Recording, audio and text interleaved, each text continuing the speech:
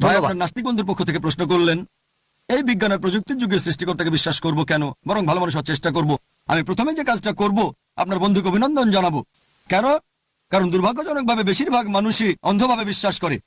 এই লোক হিন্দু, কারণ তার বাবা হিন্দু। ওই লোক খ্রিস্টান, কারণ তার বাবা খ্রিস্টান। আবার কেউ হয়তো মুসলিম, কারণ তার বাবা মুসলিম। আপনার এই নাস্তিক বন্ধু এটা নিয়ে চিন্তা করেছে। আগে তার একটা ধর্মীয় পরিচয় ছিল, তবে সে মানতে পারেনি। তার বাবা মা যে ঈশ্বরের উপাসনা করে, তাকে সে ঈশ্বর মানতে পারেনি। এখন আমি তাকে অভিনন্দন জানাচ্ছি, তার কারণ আপনার বন্ধু ইসলামিক শাহাদার প্রথম অংশটা বলেছে লা ইলাহা, কোনো উপাস্য নেই। এখন আমাকে তার সামনে প্রমাণ করতে হবে যে ইল্লাল্লাহ, আল্লাহ ব্যতীত, সেটা আমি করবো ইনশাআল্লাহ।